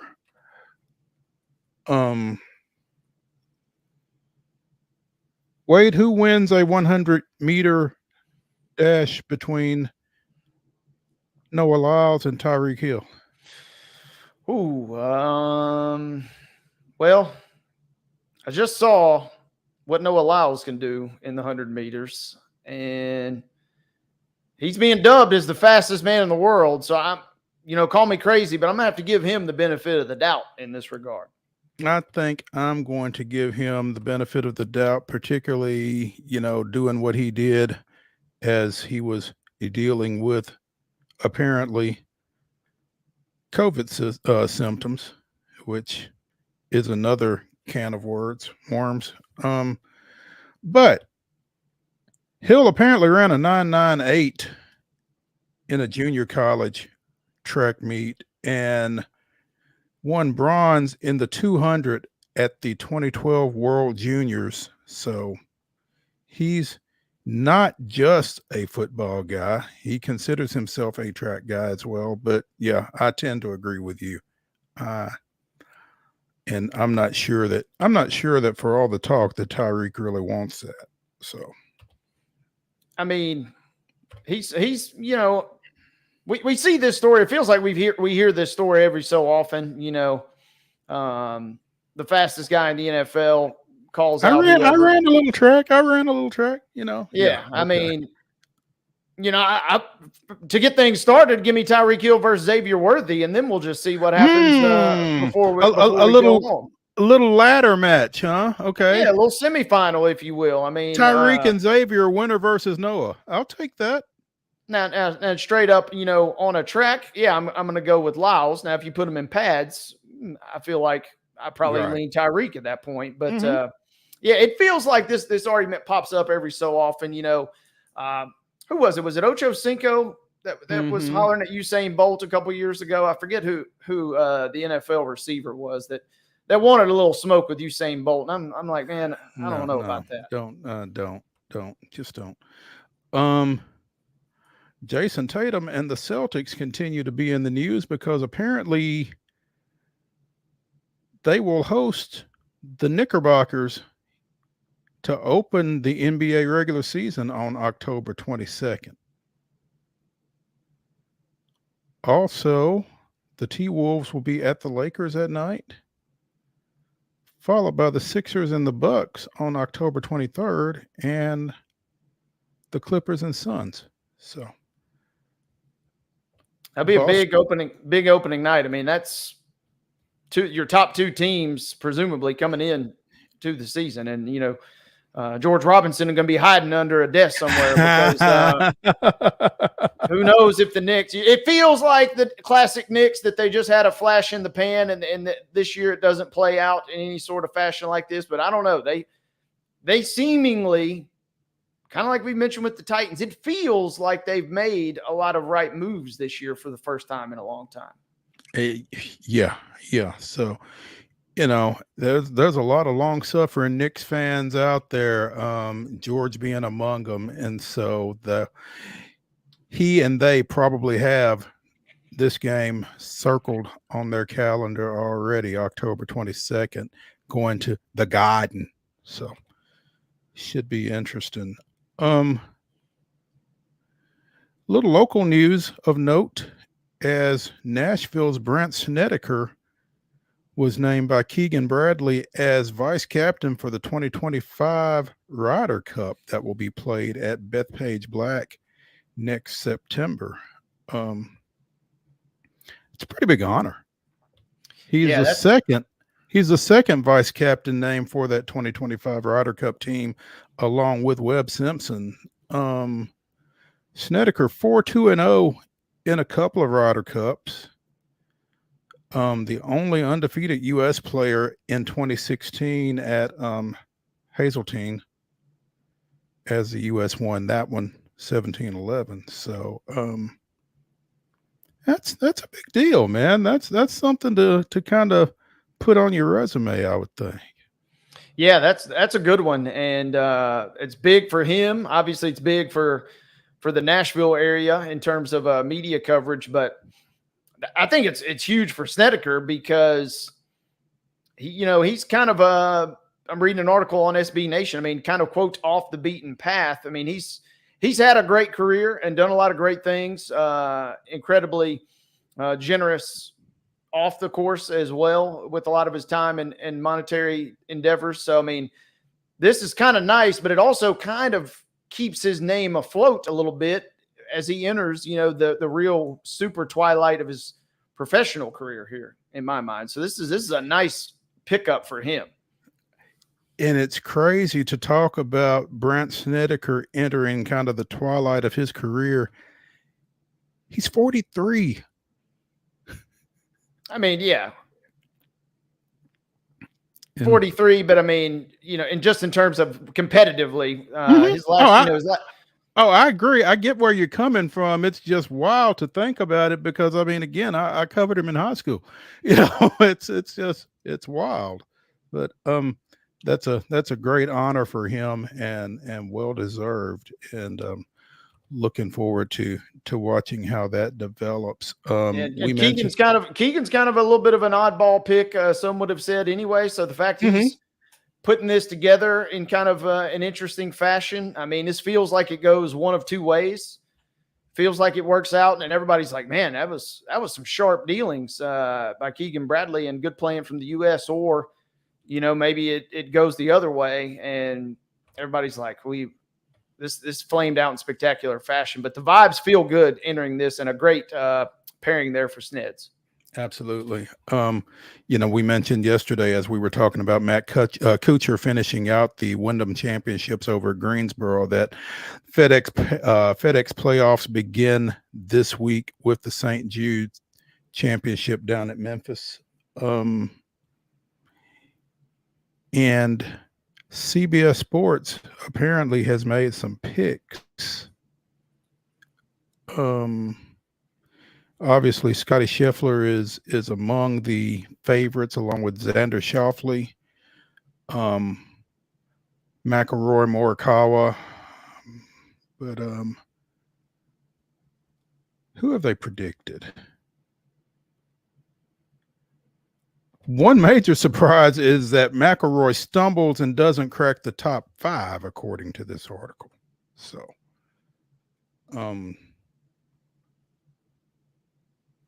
their favorites are, again, Scheffler, Schauffele, McIlroy, Morikawa, and Aberg. Is that how you pronounce that, Wade? Aberg, yeah.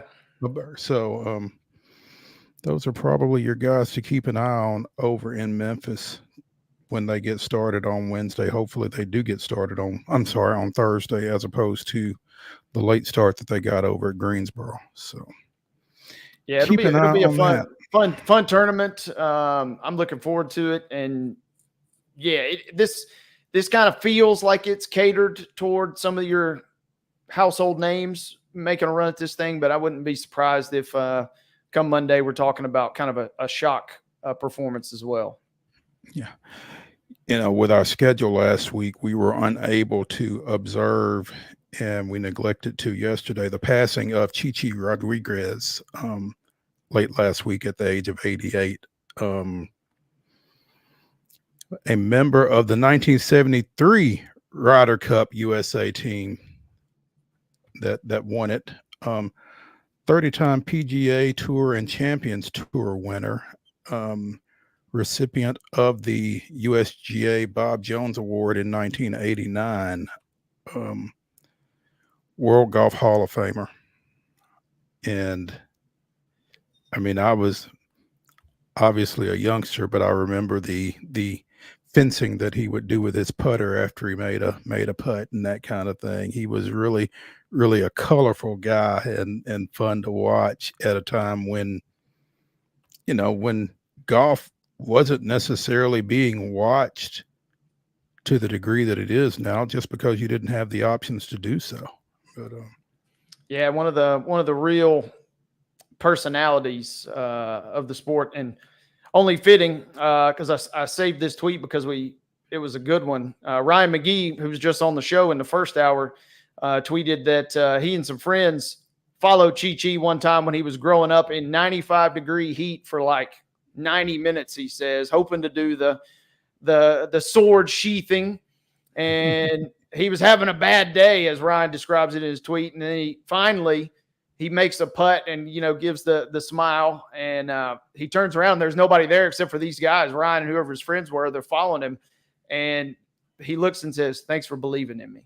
So they'd been following him all day, wanting to see it. And he had a rough day, couldn't deliver. And then finally he made a good one and gave him a show. And that seems like the type of guy that he was. And yeah, sorely missed in the sport of golf. The people come out and pay good money to see golf. I think they deserve something extra, and I like to give it to them. Yeah. Good for him. Let's take a break.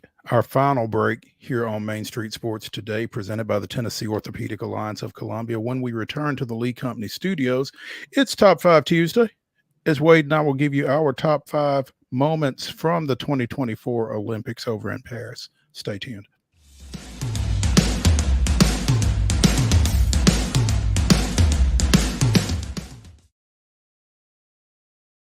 He shoots, and he scores!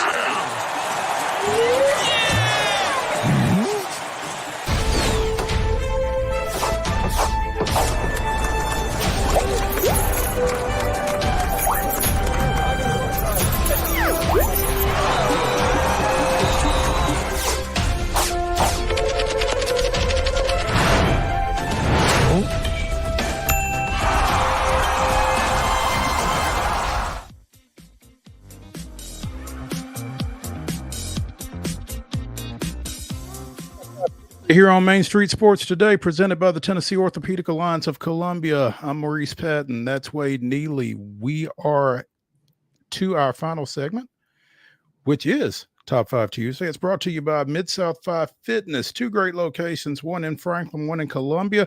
Whatever shape it is you're in, Thalas Steel will get you in a better one. You can find him at Steel Athletes, STEEL athletes.com. Again, Thalas Steel, Mid-South 5 Fitness. He's got locations in Franklin and Columbia. Check him out. Top 5 Olympic moments. This will be kind of like our top 5 MTSU athletes because there are plenty to choose from. And just because we don't mention it doesn't mean that we don't hold it in high regard. So, Wade, the floor is yours. You know what? Let me flip it to you on this one. Don't do that. I just gotta get a feel of where you're gonna go here because there's so many to choose from, and I want to let you set the stage here. Well, if I get to set the stage, then I get to go with. I don't know what the French pronunciation is because I did not take French in high school, but whatever night translates to. Because that last 3-pointer that Stephen Curry hit in that game against France in the gold medal game, again, we talked about it yesterday. 2 defenders, 3 arms, shot it like a rainbow, knocked it down like a layup, and it was the story of the men's team. I felt like that's my number 1 moment. Bon oui, as he put him to sleep. By the way, did you see this? That the McDonald's corporation in France is considering boycott or removing curry sauce from their menu. It's not we had the Freedom Fries, from years ago. Now I saw this, that the French McDonald's franchises are considering removing their curry sauce. So, no curry sauce. Wow. Bon oui. Yes. Good night. That sets the stage. And yeah, Steph, we talked about it earlier this week. He took a couple games to get going, but he delivered 2 of the best games in Olympic history. Once he got going, you couldn't stop him, and you couldn't contain him either. Yeah. It's pretty crazy. Epic stuff there. I'm going to take another epic photo or moment because in the women's 4x100 relay, Sha'Carri Richardson, she gives the Sha'Carri stare will forever be known. And when you say that, somebody's going to know exactly what you're talking about. And it's not enough that they won. The slow motion video of her just staring over like, I got this and there ain't nothing you can do about it. I mean, that is as cold-blooded as it gets. So it's only fitting that her and Curry are kind of the top 2 picks because they were cold-blooded with their efforts there. Well, if Sha'Carri is your number 1, then my number 2 is Noah Lyles' photo finish in the 100 meters to win that. Because at the time, and that's the thing about the Olympics, you've got so much going on over a lengthy period of time that there are moments that happen early on that obviously later get overshadowed. But at the time, that was the moment of the Olympics, I felt like. And again, obviously things happened afterwards, but yeah, Noah Lyles winning the 100 and the way he won it is my number 2 moment. Epic stuff there. That whole 100 meter, it still gives me goosebumps just thinking about it. Staying on the track, Quincy Hall with a comeback for the ages in the 1500 meters. If you've ever been in a race or you've ever been in some part of your life where you say, I've exhausted and I can't go anymore, the odds are against me, just go back and watch Quincy Hall, who overtakes 3 guys down the stretch to win 1500 meter gold by a nose. Just an epic comeback. And that's a clip that will probably live on the internet forever as well. I'm going to go back early in the Olympic Games to the men's team gymnastics and to Stephen Nedorocic, the pommel horse guy who brought home the team bronze, the first medal in gymnastics since 2008, I believe it was, for the U.S. gymnastics team. And Clark Kent got it done on the pommel horse for the U.S. team. That's my number 3 moment. And I think, again, it was a fantastic moment at the time, and I think it kind of held up through the course of the games. That's my number 3. That's a good one, and that feels like it was a lifetime ago in terms of these Olympic moments. Next up for me, I'm tugging at producer Mark's heartstrings here, but how about our boy, the Turkish shooter, Yusuf Dikec?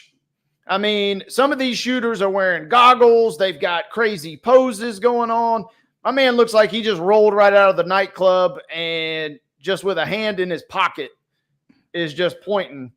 And he becomes a viral sensation, so much so that the other athletes over the course of the rest of the Olympics in Paris were mimicking his celebration or using his pose as a celebration. He said, quote, "I did not need special equipment. I'm a natural shooter." And apparently he is. Yeah, a natural shooter, an epic performance, and a pose that will be a meme forever at this point. Without question. That was good stuff. My number 4 is I'm going to go with Katie Ledecky in the pool, winning her 4th 800 meter gold medal. She won 4 medals in these games. She has won 14 for her career, 9 of which were gold, and she is the gold standard in women's swimming at this point. The most decorated swimmer in Olympic history. Hard to beat. Yeah, tough to beat. And dominant, man. Dominant stuff. Speaking of dominant, I mean, I feel like we take Simone Biles for granted sometimes. But just the fact that just when you think maybe, all right, she's finally going to have a little bit of a slip or she's finally going to take a slight step back, she just comes out and continues to just show why she not only is the best in the world and I mean perhaps one of the single greatest Olympic gymnasts of all time, USA or otherwise. Absolutely. Her overall performance would be my pick there. My 5th and final pick is the team that has now 61 straight Olympic game wins and 8 straight gold medals, the women's basketball team of the United States of America. That's my number 5. Epic stuff. Last up for me, I got to give a shout out. Cindy Ngamba. She's from Cameroon, but she competed and she was the first ever medalist for the refugee Olympic team. Oh, wow. The Olympic team, they had 20 plus athletes that had to compete collectively. She was the first ever medalist in the sport of boxing for that team that was began just a few years ago. So props to Cynthia and props to all those special athletes. Absolutely. That's your Top 5 Tuesday, brought to you by Mid-South 5 Fitness. 2 great locations, one in Franklin, one in Columbia. Be sure and check them out at Steel Athletes, STEEL athletes.com. That's going to do it for Main Street Sports today here, brought to you by the Tennessee Orthopedic Alliance of Columbia. We will see you at 2 o'clock tomorrow.